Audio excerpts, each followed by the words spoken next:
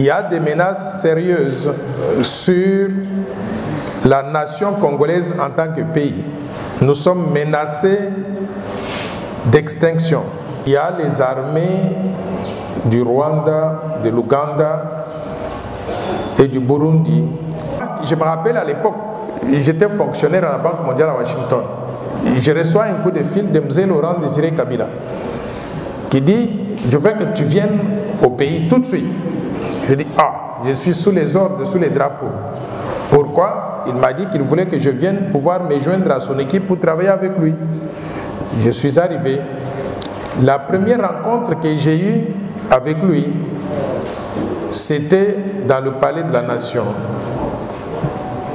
Et à l'intérieur du palais de la Nation, j'ai vu que quand j'ai parlé avec lui, il y avait des soldats qui étaient dans des coins avec des fusils. Info 243 au cœur de l'actualité. Congolaise et de la nationalité congolaise. Cette personne en particulier, Patrice Emery Lumumba, avait vite compris en 1960 et bien avant qu'il fallait que la République démocratique du Congo soit un État indépendant et un État souverain qui a une identité nationale bien distincte. Et il a mené le combat. À l'époque, je crois qu'il y a beaucoup de nos compatriotes qui n'avaient pas compris le sens de son combat. Mais aujourd'hui, 63 ans plus tard, nous réalisons que son combat avait du sens et n'est toujours pas terminé. Nous continuons à nous battre aujourd'hui entre nous-mêmes, mais surtout, il y a des menaces sérieuses sur la nation congolaise en tant que pays. Nous sommes menacés d'extinction. Nous sommes menacés par une nouvelle sorte de colonisation qui ne dit pas son nom. Je commencerai par ce qui est arrivé depuis 1994. Il y a les armées du Rwanda, de l'Ouganda et du Burundi qui avaient envahi la République en mettant en avant un d'entre nous que nous connaissons comme étant M. Laurent Désiré Kabila. On lui a promis beaucoup de choses. Et lui, il se croyait être plus malin que les autres. Il a pensé pouvoir utiliser les autres pour qu'ils arrivent jusqu'à Kinshasa, qu'ils renversent le gouvernement légalement établi, celui de Mobutu Sese Seko. Avec l'idée qu'une fois qu'il a renversé ce gouvernement-là, il va se débarrasser de ceux qui l'avaient accompagné. C'était sans penser qu'ils avaient aussi une stratégie, qu'une fois qu'ils arrivent à envahir la République, ils vont se débarrasser de lui pour nous coloniser. Et moi, je me rappelle à l'époque, j'étais fonctionnaire à la Banque mondiale à Washington. Je reçois un coup de fil de M. Laurent Désiré Kabila qui dit « Je veux que tu viennes au pays tout de suite ». Je dis « Ah, je suis sous les ordres, sous les drapeaux ». Pourquoi? Il m'a dit qu'il voulait que je vienne pouvoir me joindre à son équipe pour travailler avec lui. Je suis arrivé. La première rencontre que j'ai eue avec lui, c'était dans le palais de la Nation. Et à l'intérieur du palais de la Nation, j'ai vu que quand j'ai parlé avec lui, il y avait des soldats qui étaient dans des coins avec des fusils. Je lui ai demandé, je suis quand même quelqu'un d'assez courageux, vous savez, je dis des choses que beaucoup de personnes ont peur de dire et je pose des questions que beaucoup de personnes ne peuvent pas poser. Je lui ai demandé, mais monsieur, vous m'avez dit que nous sommes venus pour libérer la RDC. Mais qu'est-ce qui fait que je vois qu'il y a des soldats rwandais qui sont dans des coins ici avec des armes? Il m'a dit, chut, je vous ai fait venir et j'ai fait venir beaucoup de personnes comme vous qui viennent de l'extérieur pour que nous constituions une masse critique afin que nous puissions gérer notre pays et nous allons renvoyer tous ces gens-là chez eux. Je dis, ah, malheureusement, le cours de l'histoire a fait qu'il a été pris de court. Et les autres ont compris qu'il fallait se débarrasser de lui. Alors, qu'est-ce qui s'est joué à l'époque? Ce qui s'est joué, c'est que lui, il voulait affirmer la souveraineté nationale de la RDC, l'indépendance de la RDC. Il voulait que nous ayons notre identité nationale, que nous soyons un pays souverain, indépendant. Et les autres voulaient nous coloniser, que nous soyons donc leur dépendance. Et depuis ce temps-là, quand on l'a tué, la succession des pouvoirs au Congo semble jouer autour de cette question d'identité nationale. Alors, il y a plusieurs façons de dominer un pays. C'est soit de venir du Rwanda, de l'Ouganda, du Burundi, et de venir ici et de dire, mesdames et messieurs, désormais, nous les Rwandais, les Ougandais et les autres, nous sommes en charge, et vous, vous êtes nos colonisés. C'est une façon. Au XXIe siècle, ça ne se fait plus ouvertement comme ça. Il y a une autre façon, c'est de dire, nous allons infiltrer les institutions de la République, infiltrer par des mécanismes différents, soit en plaçant au sommet de l'État des individus qui ne seraient pas 100% loyaux à la République démocratique du Congo et qui vont travailler pour qui? Un peu pour la RDC, mais surtout pour ceux qui les ont placés au sommet de l'État.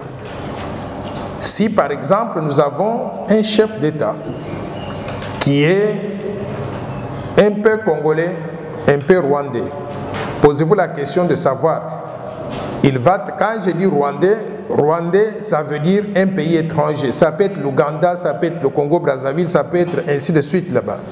Ce chef de l'État, il va travailler dans l'intérêt de quel pays?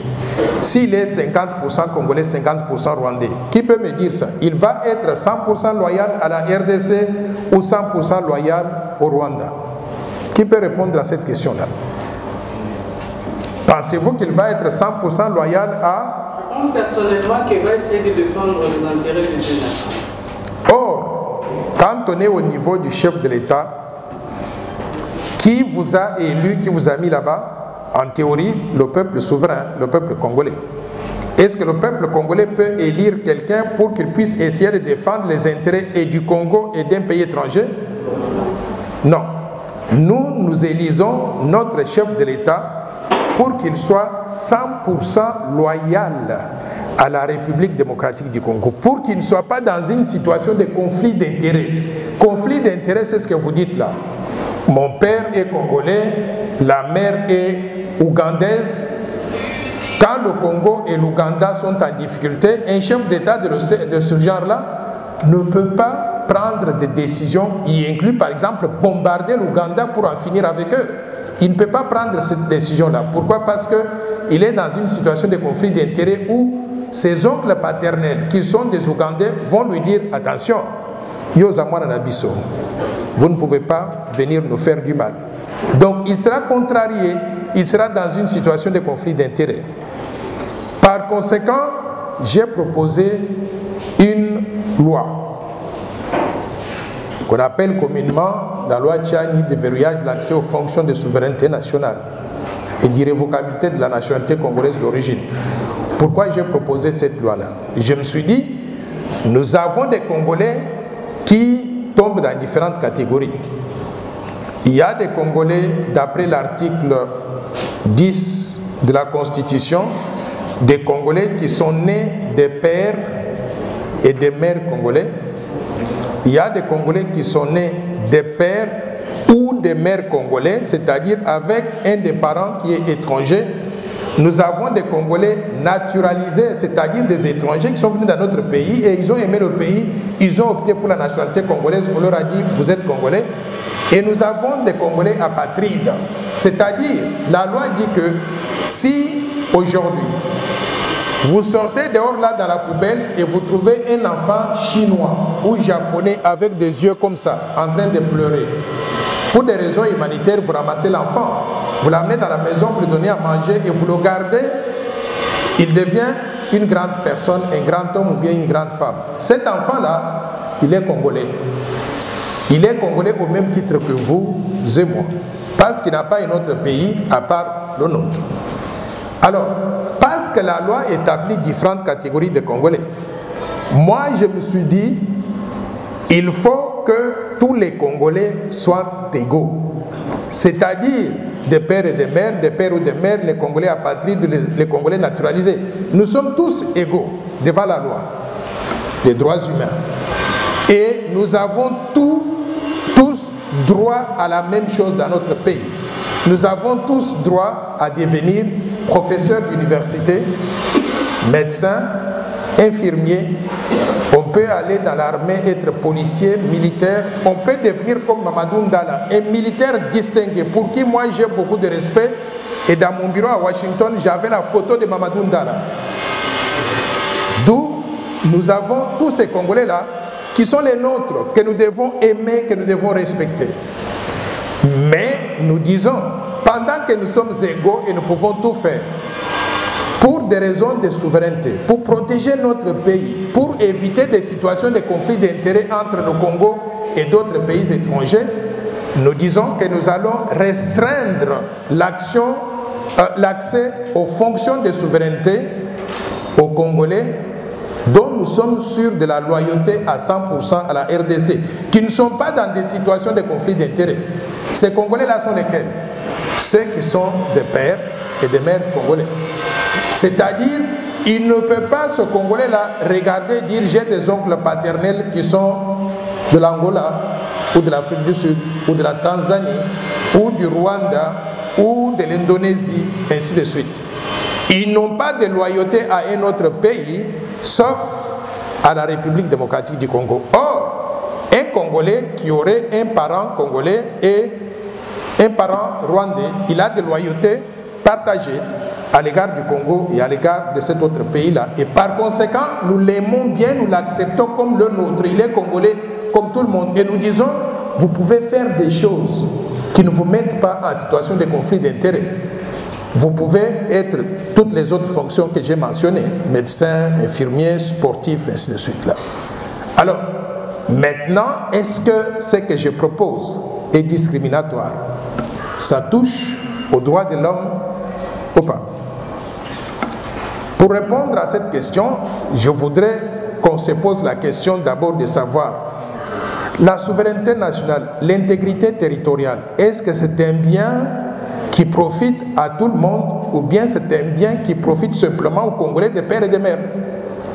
La souveraineté nationale, c'est un bien intangible qui profite à tous les Congolais. Que vous soyez des pères et des mères, des pères ou des mères, des Congolais apatrides, des Congolais expatriés, vous voulez que ce pays-là soit stable, que ce pays-là ait de règles de transmission de pouvoir très claires. Vous voulez que ce pays-là ne soit pas l'objet de colonisation extérieure. Parce que si nous devenons colonisés par les Rwandais, les Ougandais ou ainsi de suite là, devinez qui va devenir esclave dans son propre pays? Les Congolais des pères et des mères, les Congolais des pères ou des mères, les Congolais naturalisés, tous les Congolais vont perdre du fait que nous avons perdu la souveraineté. D'où tous les Congolais ont besoin que notre pays soit stable. Pour qu'il soit stable, nous voulons nous assurer que la souveraineté sera toujours dans les mains des gens que nous contrôlons, qui sont loyaux au pays. Et ces gens-là, nous avons défini cela comme étant les Congolais des pères et des mères. Donc, cela n'enlève en rien le fait que d'autres personnes soient Congolais. Alors, est-ce que je suis la seule personne folle de cette planète à imaginer des choses comme ça? Ma réponse est non. Ce que je dis là, ça se fait dans plusieurs pays à travers le monde. Et moi, personnellement, j'ai eu la chance de voyager ou de vivre dans 125 pays différents. J'ai été dans 125 pays sur les 5 continents. Partout où je suis allé, chaque fois que j'arrivais dans un pays, je demande toujours, est-ce qu'il y a l'ambassade de la République démocratique du Congo ici? On me dit, oui, il y a une ambassade ici. J'entre en contact avec l'ambassade pour qu'ils sachent que l'un de leurs se trouve donc dans le pays. Et partout où je suis passé, je n'ai jamais trouvé un Congolais qui est président d'un autre pays. Je n'ai jamais trouvé ça. Je suis allé en Indonésie. Le président, c'était un Indonésien.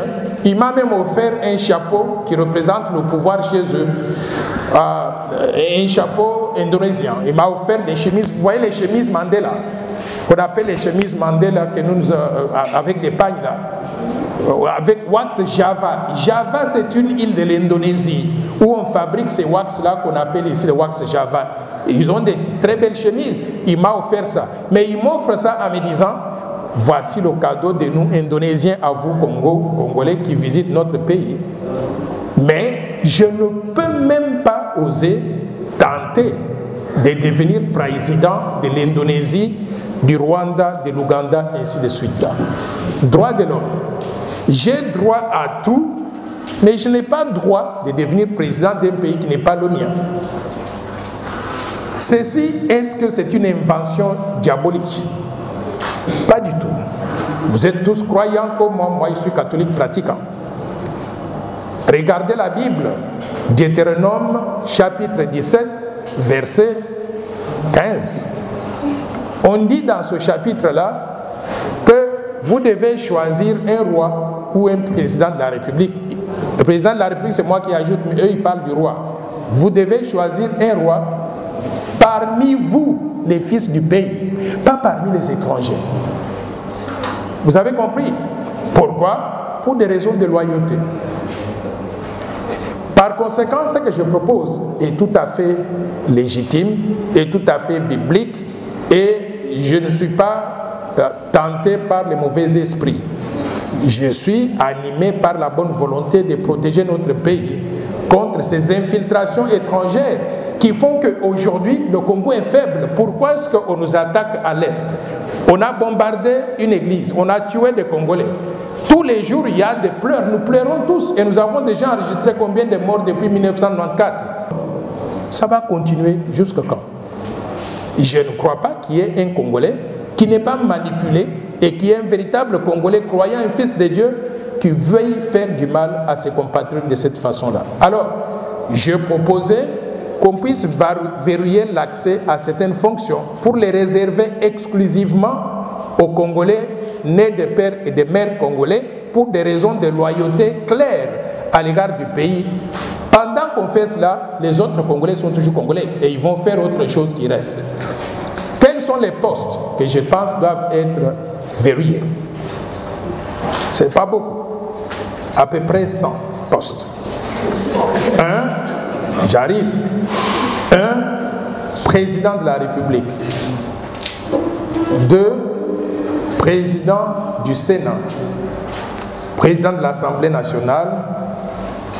Premier ministre et les ministres régaliens, c'est-à-dire finances, défense, justice, affaires étrangères, affaires intérieures, les hauts commandements militaires de l'armée. Vous avez vu que notre armée est infiltrée, on n'arrive même pas à faire la contre-offensive vis-à-vis des rebelles.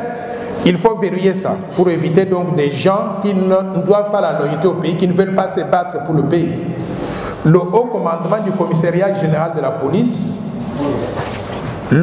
l'administrateur de l'ANER, de l'Agence nationale de renseignement, le directeur de l'agence de migration, le gouverneur de la Banque centrale du Congo, le président de la CENI, de la Commission électorale nationale indépendante, les gouverneurs des provinces, il y en a 26, les gouverneurs des provinces, les ambassadeurs de la République démocratique du Congo. Je vais vous dire pourquoi les ambassadeurs. Ils représentent le chef de l'État. Si vous dites que le chef de l'État doit être loyal, il doit être de père et de mère, c'est lui qui le représente à l'étranger, dans un pays étranger, doit être quoi? La même logique. Les ambassadeurs de la République démocratique du Congo, donc à l'extérieur, est-ce que j'ai terminé? En plus de tout cela, retenez le souffle, les épouses et les époux de tous ces postes de souveraineté qui sont verrouillés. Je vais vous dire pourquoi. Je vais vous dire pourquoi. Il y a une logique dans tout ce que je fais là. Imaginez une fois un chef d'État qui est de père et de mère, qui vient à la maison, il a une femme rwandaise ou ougandaise. Imaginez juste ces deux cas-là. Et maintenant, le Congo est en conflit avec le Rwanda ou avec l'Ouganda. On en arrive à conclure qu'il faut la guerre, qu'il faut bombarder l'autre pays. Cette femme-là, elle a sa famille qui habite dans l'autre pays. Vous pensez qu'elle va laisser son mari aller bombarder sa famille donc dans l'autre pays? Ce n'est pas possible. Voilà les questions de conflit d'intérêts. Pour éviter ça, nous disons, en amour, vous êtes libre. Vous pouvez vous amouracher avec des Allemands, des Français, des Rwandais, des tout. Vous faites ce que vous voulez. Nous, on ne veut pas entrer donc dans votre vie. Mais si vous voulez accéder aux fonctions de souveraineté que j'ai énumérées tout à l'heure là, soyez sélectifs en amour aussi. Et j'ai le plaisir de vous dire que nous avons au Congo, sur 107 millions d'habitants, 53% sont des femmes. Et vous pouvez juste regarder dans cette salle, elles sont très belles. Elles sont vraiment, vraiment belles. Alors, vous les laissez ici, vous allez épouser des Allemandes, et vous venez pour être président donc de nous. Nous vous disons non, allez devenir président en Allemagne aussi, et laissez-nous tranquilles. C'est ça le sens de la loi que nous proposons. Maintenant, il y a un deuxième volet de la loi. C'est la question de la nationalité. L'article 10 de la Constitution dit que la nationalité congolaise, elle est une et exclusive. C'est-à-dire que vous ne pouvez pas être congolais et avoir le passeport de notre pays. Je vous ai dit tout à l'heure là que moi j'ai vécu ou voyagé dans 125 pays. Donc j'en ai vu de toutes les couleurs. Partout où je passe, je rencontre parfois nos compatriotes qui me disent « Oui, je suis venu ici depuis 5-6 ans et franchement, je n'arrive pas à trouver du travail. On m'a dit que pour trouver du travail, je dois prendre la nationalité de ce pays.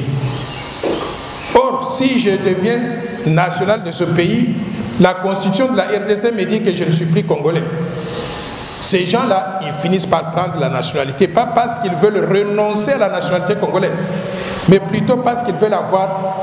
Vous appelez ça nationalité. Moi, j'appelle ça papier.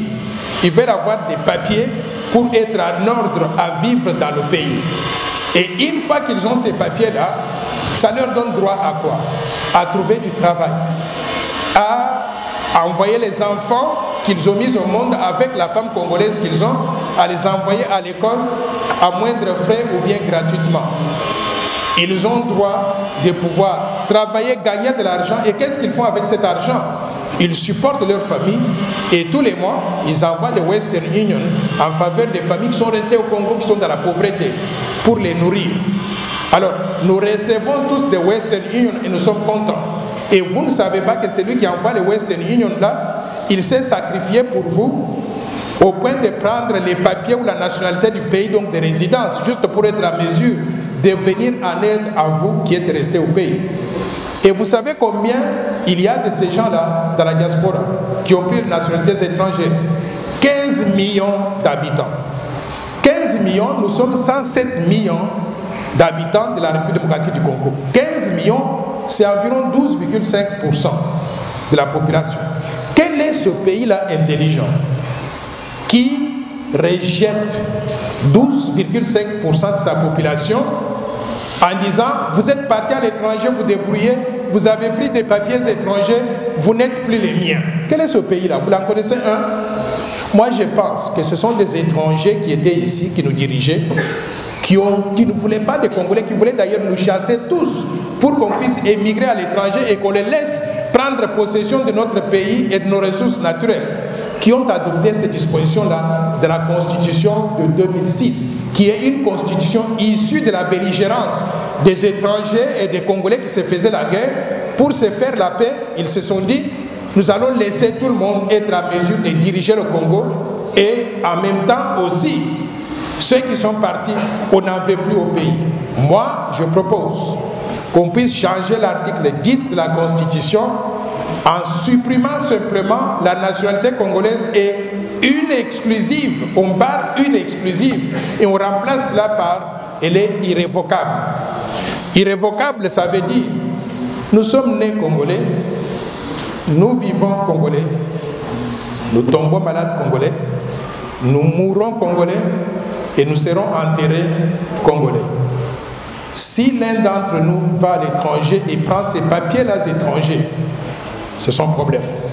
Il peut en prendre une nationalité de 10, 20, 50, c'est son problème.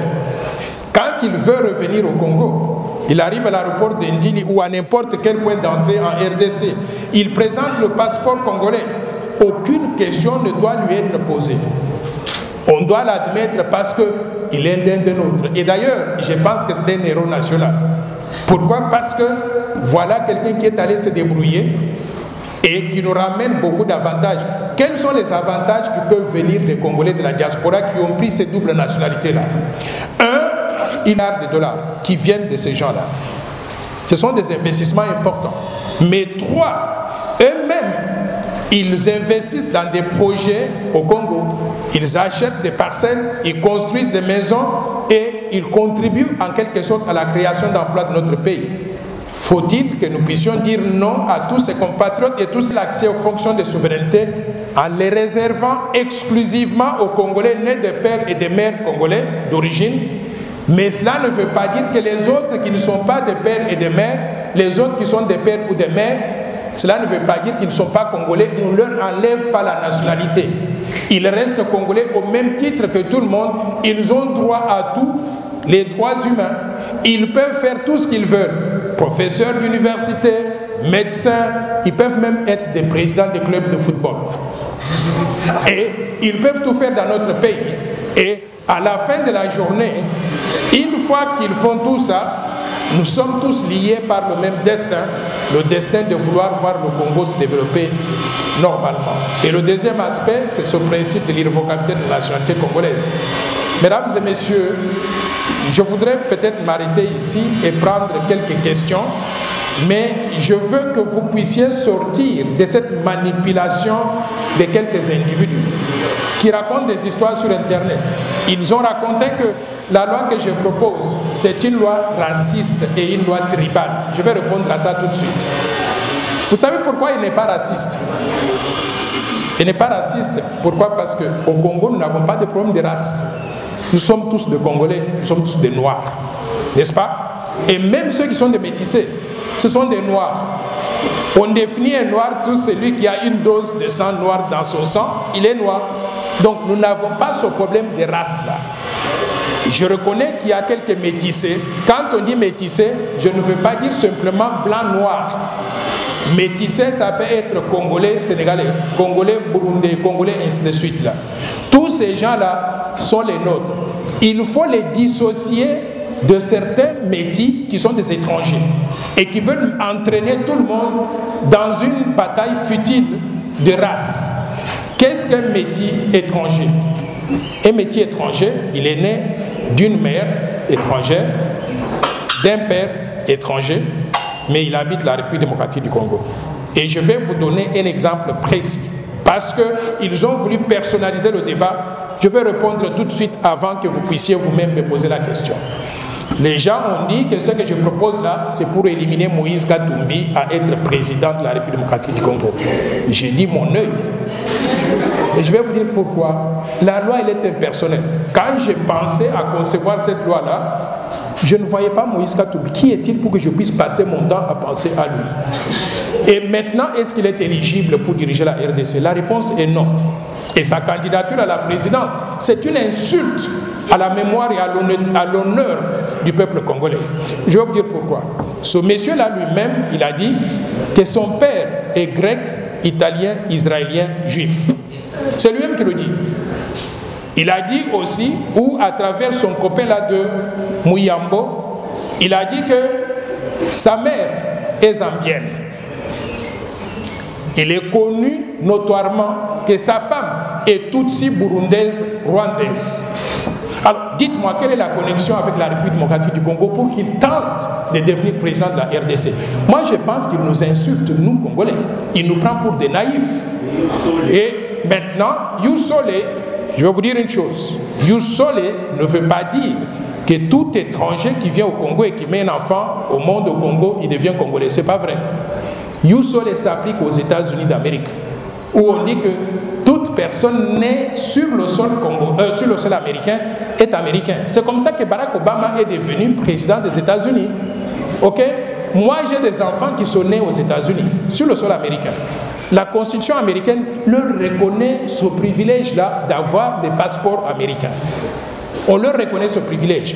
Mais moi, en tant que fonctionnaire international, parce que j'ai travaillé à la Banque mondiale, une institution qui appartient à tous les pays du monde, quand mes enfants sont nés, je suis allé à notre ambassade. J'ai trouvé l'ambassadeur, je lui ai dit, je suis fonctionnaire international congolais ici. Je ne peux pas prendre ma femme, quand elle est enceinte, la trimballer à Kinshasa pour qu'elle aille mettre au monde au Congo et de la République démocratique du Congo. Vous avez compris? Maintenant, Moïse Katumbi n'était pas éligible quand Mobutu était président du pays. À ce moment-là, la constitution du Zaïre disait qu'il fallait être zaïrois des pères et des mères pour être candidat à la présidence. La constitution que nous proposons aujourd'hui, les modifications, vont rétablir cette disposition-là. Et Moïse Katumbi ne sera jamais président de mon pays. Je vous remercie. Est-ce que les résume et ces mesures, le fait d'être congolais de père et de mère, est-ce que ça nous garantit la loyauté? Nous sommes 107 millions de Congolais. Dans les 107 millions de Congolais, à supposer, je prends l'exemple seulement, à supposer qu'on soit 100 millions de Congolais de père et de mère. Est-ce que tous les 100 millions sont loyaux à la République démocratique du Congo? La réponse est non. Les êtres humains sont ce qu'ils sont. Il y en a, malgré toutes les garde-fous qu'on peut mettre en place, ils vont, parce qu'ils ont vécu seulement dans un pays étranger où ils ont étudié là-bas, ils doivent leur loyauté et à la RDC et à ce pays-là. Mais ce que nous disons, c'est que nous devons avoir les règles du jeu pour sélectionner les gens. Quand on sélectionne les gens, on regarde dans les 100 millions. Est-ce que nous sommes tous loyaux? On ne dit pas nécessairement. On regarde par exemple qu'il y a 10 millions de gens dans les 100 millions qui sont des loyaux. Loyaux inconditionnels. Nous nous disons, nous allons choisir notre chef de l'État parmi ces 10 millions-là. Maintenant, une fois que nous avons choisi parmi ces 10 millions-là, à supposer que vous arriviez, vous êtes chef de l'État et vous faites des actes qui ne montrent pas votre loyauté à l'égard du pays. Nous avons les lois et nous allons vous juger en fonction de ces lois-là. Et on peut vous accuser pour haute trahison. C'est pour ça que la Constitution parle de la haute trahison. Les lois parlent de la haute trahison. Vous pouvez être supposé loyal à la RDC, mais vous faites des actes qui sont la meilleure personne possible. La meilleure sur le plan de la loyauté. Il a prouvé au fil des années, la loyauté ne se juge pas par un seul acte. Au fil des années, un comportement constant. Et on s'est dit, cet homme-là, il est le nôtre. Il nous défend, il nous représente valablement. C'est de cette personne que nous avons besoin pour diriger la République. Maintenant, est-ce que tous ceux qui sont des pères et des mères sont compétents? Est-ce que le Congo a été géré seulement par ceux qui sont des pères et des mères? Est-ce qu'ils nous ont donné le développement qu'on souhaitait? Ma réponse, elle est assez spéciale, ambiguë. Je vais vous dire quoi? Le Congo a été mal géré depuis 1960, n'est-ce pas? Mais il a été mal géré par qui? Ne me dites pas par les Congolais des pères et des mères seulement, par tous les Congolais. Parce que nous avons connu parmi les gestionnaires du Congo des gens qui n'étaient pas 100% loyaux, qui étaient très clairement des Congolais des pères ou des mères. On a connu les Kengo Adondo. Ils n'étaient pas Congolais des pères et des mères. On a connu les Moïse Katumbi, gouverneur du Katanga. Ils n'étaient pas Congolais des pères et des mères. Ils ont participé à la mauvaise gouvernance du pays. J'ai oublié de vous amener un manuel que quelqu'un vient de m'offrir. C'est un compatriote. Ce manuel-là s'intitule « L'art de piller propre ». Piller, P-I-L-L-E-R. Et il est consacré à Moïse Katumbi. Et quand vous le lisez, vous vous tenez à la tête, les mains à la tête. Vous vous dites, mais c'est pas possible. Comment on en est arrivé là-bas? Des minéraux qu'il a pillés. Il a créé des sociétés pour mettre en faillite la GECAMIN, pour mettre en faillite la SNCC pour ses biens privés. Des montagnes comme ça, des minéraux au Katanga. Et ces montagnes-là, nous, les traditionnels ici, les Bantous, nous croyons seulement que ce sont des montagnes. Mais c'était donc une pile de minéraux à l'intérieur. Ils ont creusé. Il a creusé. Il a créé une compagnie qu'on appelle Hakuna Matata. On transportait ces sols-là, qui sont des minéraux, passaient par la Zambie, l'Afrique du Sud, allaient vendre à l'étranger. Et il est devenu milliardaire avec ça. Et vous me dites que cette personne-là peut changer du jour au lendemain pour devenir Congolais loyal à la RDC. Donc, ils ont tous pillé la République. Et moi, je suis malheureux dans tout ça en me disant, pendant que ceux des pères et des mères, c'est des pères ou des mères, les Congolais naturalisés, pendant que tout ce monde-là, ils ont mal géré le pays, prenons une pause. Et je suis content que cette conférence se tienne aujourd'hui, le 17 janvier. le jour de l'anniversaire de la mort de notre héros national. Revenons à la vision de Patrice Emery Lumumba. Nous voulons développer la RDC au profit de tous, mais pour le faire, changeons le type de gouvernance. Il n'y a aucun étranger qui aimera le Congo plus que les Congolais eux-mêmes. Ok? Moi, je suis né en Nganajika. Le village de mon père, Benampiana, en Nganajika. Le village de ma mère, le village voisin, Benakaseki. J'ai étudié à l'école primaire, secondaire, en Nganajika jusqu'à obtenir mon diplôme d'État. Quand j'ai obtenu le diplôme d'État, je suis venu à Kinshasa. Le gouvernement du Zaïre m'a donné une bourse d'études. M'a dit, vas-y étudier à l'étranger, apprendre. Et quand tu auras appris, reviens ici pour travailler, pour aider ton pays, pour renforcer les capacités nationales. J'ai travaillé, j'ai étudié, j'ai obtenu 15 diplômes, s'il vous plaît, 15 diplômes après le diplôme d'État. J'ai obtenu une maîtrise en sciences économiques à l'Université de Liège, diplôme d'études supérieures spécialisées DESS en gestion financière et fiscalité à l'Université de Grenoble. J'ai obtenu le diplôme de 3e cycle international en finance internationale à l'Institut supérieur de gestion à Paris où j'ai rencontré Martin Fayulu. J'ai obtenu le diplôme de European University of America à San Francisco en Californie. Je suis allé à New York, j'ai obtenu MBA en banque et finance dans le Wall Street, Masters of Business Administration. Je suis revenu à Paris pour faire mon doctorat en sciences économiques à l'Université de Paris 9 Dauphine. J'ai fait ma thèse de doctorat sur l'indépendance des banques centrales, l'obligation de rendre compte et l'impact sur la politique monétaire, application à la République démocratique du Congo. Et après cela, à part d'autres écoles intermédiaires, des diplômes intermédiaires, je suis allé à Harvard Business School, où j'ai fait le programme postdoctoral en leadership et management. Je suis qualifié et je vais être modeste avec vous, au même titre que les dirigeants occidentaux qui dirigent leur pays. Et vous trouvez que c'est normal que je vienne dans mon pays et on va confier la gestion de ce pays-là à qui? À quelqu'un. Regardez sur Google, mettez Moïse Katumbi, mettez Wikipédia et vous allez trouver tout ce qu'il a fait comme étude, diplôme d'État en pédagogie. Et vous trouvez que c'est normal qu'il puisse prétendre même diriger mon pays? Ce n'est pas normal. Réveillez-vous mes compatriotes. Nous ne pouvons pas accepter. Ça c'est une insulte à la mémoire des Congolais. C'est nous prendre tous comme étant des idiots. Et je voudrais que vous puissiez vous réveiller parce que la gouvernance du pays désormais va être confiée aux Congolais de père et de mère qui peuvent être loyaux 100% au pays, mais qui peuvent nous donner une gouvernance différente par rapport à ce que nous avons connu jusqu'à présent. Merci au cœur de l'opportunité. Merci à l'intervenant. Avant de poser ma question, peut-être dans la question, j'aimerais également demander en termes liminaires que l'on essaie également dans la proposition l'interdiction à ceux qui auront des maîtresses d'autres nationalités, parce que là on voudrait également qu'il y ait une interdiction pour tous ceux qui auraient des femmes d'autres nationalités. Or, pour être très concret, la plupart d'entre nous ici, pour prendre le cas de mon pays, on sait qu'il n'y a pas que des mariés, il y a également des maîtresses. Donc si on veut vraiment aller dans la logique, il faudrait commencer par là. Mais là n'est pas la question. Ma question est simple.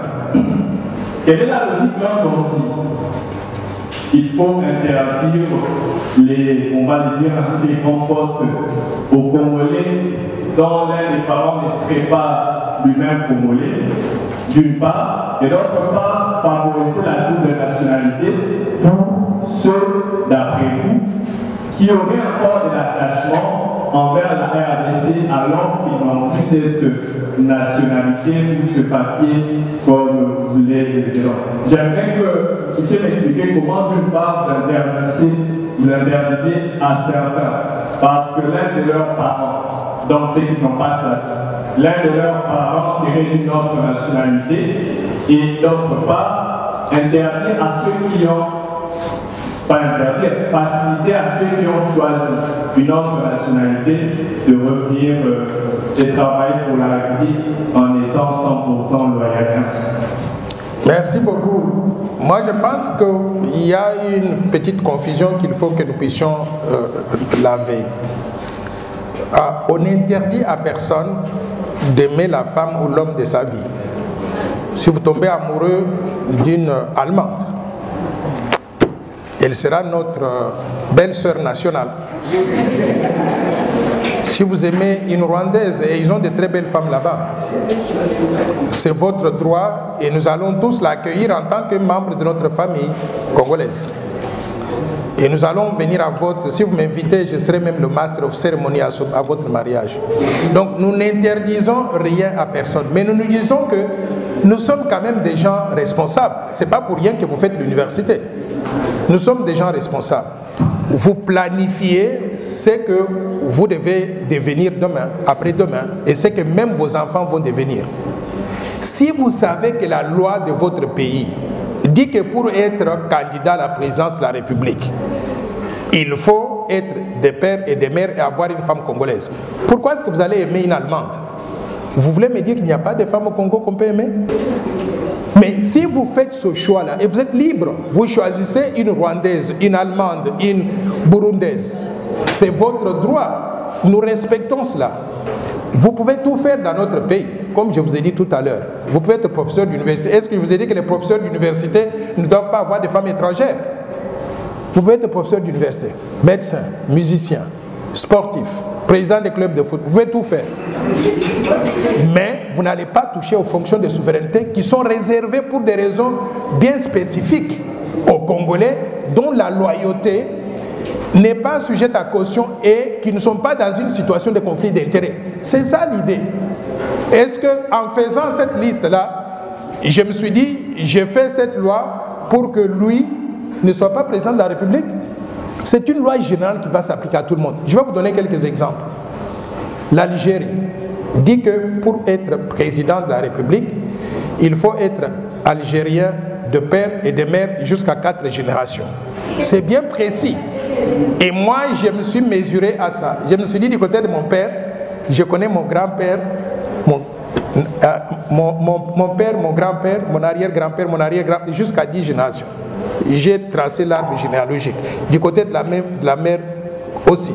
Donc, si vous mettez des restrictions jusqu'à 4 générations, je suis toujours candidat à la présidence de la République. Maintenant, je vous informe que je ne suis pas marié actuellement, mais j'espère me marier bientôt. Mais quand je vais me marier dans la République sans pouvoir violer les règles de mon pays, c'est ça les choix que vous devez faire. Alors, vous voulez faire quoi? Vous voulez épouser une Allemande? Monsieur? Non, je ne voudrais pas dire une Allemande, mais j'aimerais seulement spécifier que dans bien des cas, les relations matrimoniales ne sont pas les réelles relations, s'il faut les dire ainsi. Je vais vous poser une question. Ok, je vais vous poser une question. Oui. Dites-moi, il y a 190 pays à travers le monde. Quel est ce pays-là où la première dame est congolaise? Vous connaissez un seul pays? Congolaise de la RDC. À mon information, il n'y en a pas, mais peut-être que c'est autant que bien plus de 40 pays africains également. Donc, mais nous sommes un pays original. Nous avons notre histoire. L'histoire d'être infiltrés, où les gens tentent à nous infiltrer. Par conséquent, nous devons prendre des précautions. C'est pour ça que nous avons proposé ça. Alors, je voudrais que dans les relations internationales, on applique le principe de réciprocité. Ok? Un Congolais de Kinshasa ne peut pas devenir président d'un pays étranger. Aucun étranger ne doit devenir président de la RDC. Aucune femme congolaise n'est première dame à l'étranger. Nous voulons aussi que nos premières dames soient des Congolaises. Madame, est-ce que je me trompe? Vous protestez contre ça ou bien vous aimez ça? Vous aimez ça? Voilà. Elles veulent toutes devenir des premières dames en RDC. Donc, s'il vous plaît, il faudrait respecter cela. Prenons une dame d'abord, et puis on revient aux autres. La première, allez-y.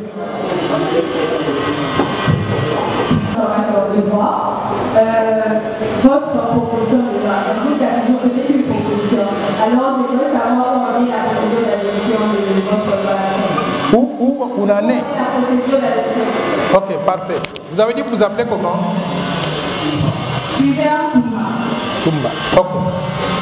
Je voudrais répondre à cette question. Où est-ce que nous en sommes avec... Vous savez que je ne suis pas député national. Je suis un citoyen lambda, comme vous. Quand j'ai conçu cette proposition de loi, il fallait trouver un député qui puisse l'endosser pour la présenter à l'Assemblée. Et nous avons trouvé, il y avait beaucoup de députés qui voulaient endosser la loi. Et je ne dis pas que j'ai interviewé, mais j'ai parlé avec plusieurs. Et j'ai vu que parmi eux, il y avait un député exceptionnel. Singi Pululu Sebo Pichu. Il est exceptionnel parce qu'il a la force de conviction. Une fois qu'il a compris de quoi il s'agissait, il se bat comme un lion pour faire aboutir donc le projet. Nous sommes allés, on a déposé cela dans les mains de l'Assemblée nationale. L'Assemblée nous a dit que le pays se trouve en état de siège. La Constitution n'autorise pas de modification des articles de la Constitution pendant que le pays se trouve en état de siège. Donc, nous attendons impatiemment qu'on lève l'état de siège pour que la loi soit mise sur la table de l'Assemblée nationale, débattue et approuvée. J'espère que l'état de siège va être levé d'ici le mois de février. Mais je voudrais faire une annonce à votre attention tous. J'appelle toute la population congolaise à marcher avec moi. Et ça va être une marche unique. Ce sera le 15 mars 2023. La marche va aller de toutes les 24 communes de Kinshasa. Partout où vous êtes, commencez seulement à marcher à partir de là. Destination, Palais du Peuple. Et nous devons arriver au Palais du Peuple à 11h du matin. À 11h. Et nous allons déposer un mémorandum dans les mains du président de l'Assemblée nationale et du président du Sénat. Mémorandum disant, nous, peuple congolais, nous demandons que la loi Tchani, la proposition de loi, soit alignée pour débat et pour vote par les députés nationaux. Ce sera une pression énorme. M. Mbosso et M. Bahati n'auront pas de choix que d'aligner cette proposition de loi. Et je vous rappelle qu'il y aura des élections en 2023, le 20 décembre. Retenez ce que je vous dis là. Si vous connaissez un député national ou un sénateur ou un officiel quelconque qui n'est pas favorable à cette proposition de loi, suspectez que c'est un étranger. Ne votez pas pour lui. Je vous demande de promouvoir la souveraineté nationale en votant simplement les députés nationaux qui sont favorables à cette proposition de loi. En d'autres termes, ce sera un référendum qui ne dit pas son nom. Et moi, quand je suis candidat à la présidence de la République, vous devez regarder ma candidature comme étant l'occasion de ce référendum-là. Si vous êtes pour la loi Tchani, votez pour Noël Tchani, président de la République. Et si vous êtes contre, en ce moment-là, votez pour les autres là, qui sont, à mon avis, qui ne seraient pas totalement loyaux à la République démocratique du Congo. Il y avait une autre question. Non, elle avait une question. Aux Noirs, on réservait des salaires de misère, les Blancs avaient tel salaire, et ainsi de suite. Là.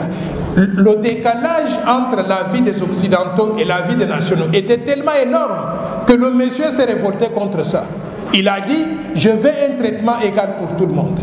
En demandant ça, vous avez vu ce qu'ils ont fait de lui? Non seulement qu'ils l'ont tué, ils ont pris le corps, ils ont mis dans l'acide pour qu'il ne puisse même pas l'occasion de se réveiller après. Mais avec ça, vous les jeunes Congolais, vous me demandez aujourd'hui si le Congo doit être géré par les pères et des mères. Oui, c'est ça les propriétaires de ce pays, c'est ça le sens de notre lutte pour l'indépendance. Je ne veux pas que les gens puissent mettre du racisme dans tout ça. Mais je voudrais juste vous dire qu'en 1960, il y avait des métis. Il y avait des enfants nés de la combinaison de Belges et de Congolais. Pourquoi les Belges ne leur ont pas donné le pouvoir? Et j'ai apprécié l'une de nos compatriotes. C'est une vaillante compatriote. Elle est métisse. Elle s'appelle Linda Ndundu, la fille de l'ancien ministre Ndundu Bonongue. Elle a envoyé un tweet que j'ai lu ce matin où elle dit qu'elle est métisse et qu'elle a grandi dans une famille où son père lui disait depuis longtemps, vous pouvez tout faire au Congo, c'est notre pays, mais lui, le père là, ne pouvait pas devenir président de la République pour des raisons que j'invoque ici, et elle dit qu'elle a intériorisé ça. Elle accepte volontiers que pour le bien commun de notre pays, que ce pays soit géré par des pères et des mères. Mais cela n'enlève en rien le fait qu'elle est congolaise, au même titre que tout le monde. Il y a tout plein de choses à faire. Qui vraiment dans ce pays veut devenir président de la République? Vous croyez que les 107 millions de Congolais veulent devenir des présidents de la République? Non. Créons des conditions pour que le pays se développe, que ça puisse profiter à tout le monde, mais s'il vous plaît, protégeons la souveraineté nationale. Et je suis même choqué que nous ayons cette discussion aujourd'hui. Vous savez pourquoi? Mais les Rwandais nous ont envahis. Ils sont en train de couper les morceaux du Congo petit à petit. Et nous sommes en train de nous demander s'il faut exfiltrer, donc les infiltrer. Mais la situation actuelle, elle est due à l'infiltration étrangère. S'il vous plaît, protégeons notre pays. C'est le seul patrimoine que nous avons. Et c'est le seul pays que nous avons au monde dont nous sommes propriétaires à 100%. C'est ça le problème que nous voulons éviter. Nous voulons que ces ressources naturelles-là soient gérées par nous pour le compte de qui et pour le bénéfice de qui? Du peuple congolais. C'est ça le problème que nous voulons régler à travers cette loi. Donc, gérer la question de la souveraineté en ayant des gens qui nous garantissent qu'ils vont défendre la souveraineté, bec et oncle, et deux, défendre l'intégrité territoriale, ne pas avoir des gens qui vont venir dans ces postes de souveraineté et dès que le M23 tire en l'air, il fuit, il laisse les territoires à la disposition donc, de ces terroristes rwandais. Donc pour éviter cela, nous voulons que l'armée congolaise, les forces armées, la police congolaise, les services de sécurité et d'autres fonctions clés soient dans les mains des gens qui peuvent se battre et défendre notre pays, bec et oncle, sans céder à des pressions extérieures. Ma question est simple. Quelle est la logique lorsqu'on dit qu'il faut interdire les, on va le dire ainsi, les grands postes aux Congolais dont l'un des parents ne serait pas lui-même Congolais, d'une part, et d'autre part, favoriser la double nationalité pour ceux, d'après vous, qui auraient encore de l'attachement envers la RDC alors qu'ils n'ont plus cette nationalité ou ce papier comme vous voulez le dire. J'aimerais que vous puissiez m'expliquer comment d'une part vous interdisez à certains, parce que l'un de leurs parents, donc ceux qui n'ont pas choisi, l'un de leurs parents serait d'une autre nationalité, et d'autre part, interdire à ceux qui ont, pas interdire, faciliter à ceux qui ont choisi une autre nationalité de revenir et travailler pour la République en étant 100% loyal. Merci. Vous vous réveillez matin, vous avez un président de la République. J'ai vu sur Internet, c'est des blagues, mais je crois que ce sont des réalités possibles. J'ai vu sur Internet un Chinois qu'on appelle Mutombo. Un Chinois. Et il dit qu'il est Congolais et il est né au Congo et il voudrait devenir président de la République. On se réveille un matin, nous avons un président comme ça. Vous serez fiers d'avoir un président comme ça. La fierté d'être Congolais, c'est d'être dirigé aussi par l'un d'entre nous. Je vous ai dit qu'il y a des Congolais aujourd'hui qualifiés. Ok? Moi, je vous ai parlé de mes diplômes là. Oubliez-moi. Mais il y a d'autres Congolais plus qualifiés que moi. Notre fierté, c'est de dire, waouh, regardez quand ce monsieur-là parle, on sent qu'il est Congolais. Et il connaît nos traditions, il connaît nos valeurs, il défend nos valeurs. Nous identifier avec nos dirigeants. C'est ça le sens de cette loi-là, cette fierté-là. Vous savez, quand vous êtes aux États-Unis, les Américains, vous savez ce qu'ils appellent, quand ils disent World Series, championnat du monde de boxe, de football ou de basket. Vous savez ce qu'ils appellent? C'est le championnat américain. Ils sont tellement fiers de leur pays qu'ils considèrent que leur pays, c'est le monde entier. Mais nous ne devons pas nous rabattre vers le bas. Nous devons avoir cette fierté d'être Congolais, d'être dirigés par l'un d'entre nous et de savoir que même quand nous allons mourir, comme Patrice Emery Lumumba, demain après-demain, dans ma tombe, je peux regarder et me dire, mon pays reste toujours dans de bonnes mains, dans vous, la jeunesse montante.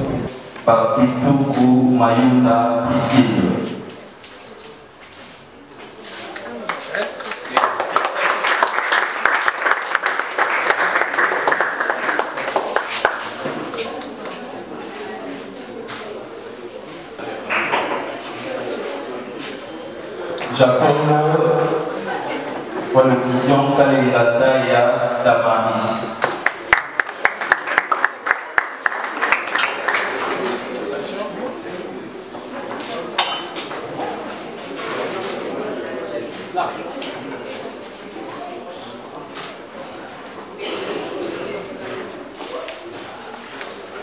nous disions pour la Njoko Mapoko Odon.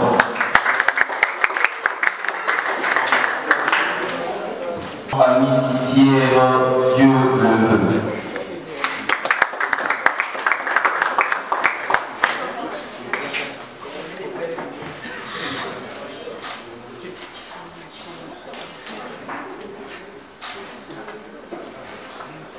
J'appelle l'étudiant Kamboulou Nsoumou Lobi.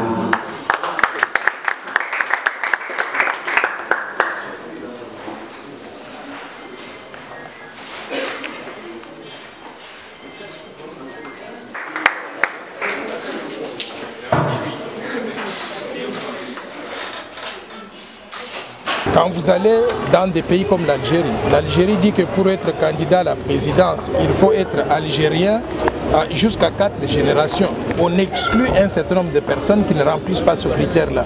En ce qui nous concerne, nous, la République démocratique du Congo, nous avons été exposés à des questions d'infiltration étrangère. Des pays étrangers qui, soit directement, ont voulu envahir notre République pour nous coloniser, soit d'arriver au même objectif à travers des compatriotes qui seraient des infiltrés dans les institutions de la République. La preuve, c'est qu'actuellement, nous sommes en guerre avec le Rwanda à travers les terroristes du M23. Et devinez quoi?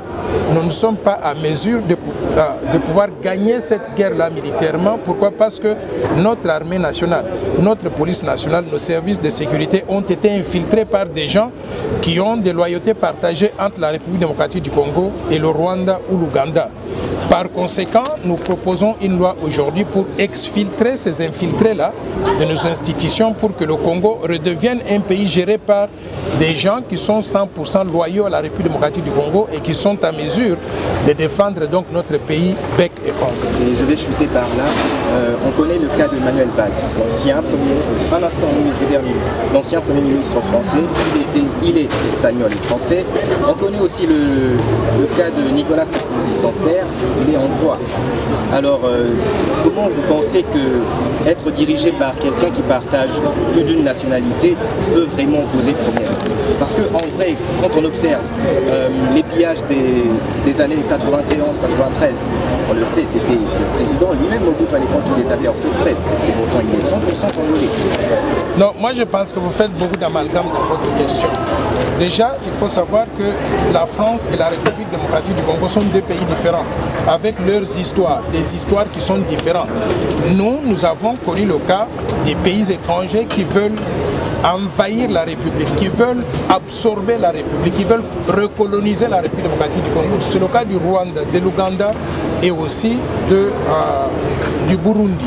Donc, avec ces expériences-là, nous reconnaissons aujourd'hui que notre armée est infiltrée et n'est pas à mesure de mener la guerre contre les gens venus de ces pays-là pour arriver donc à défendre notre souveraineté nationale. Donc notre histoire, elle est particulière. Nous devons prendre en tant que citoyens intelligents de la République démocratique du Congo des mesures et adopter des lois qui permettent de protéger notre pays et d'assurer la pérennité donc, de notre souveraineté nationale. Donc l'histoire d'Emmanuel Valls est très différente donc, de l'histoire de Noël Tchani. Voter pour Noël Tchani en République démocratique du Congo, vous allez voir que nous allons défendre notre pays bec et ongle jusqu'au bout.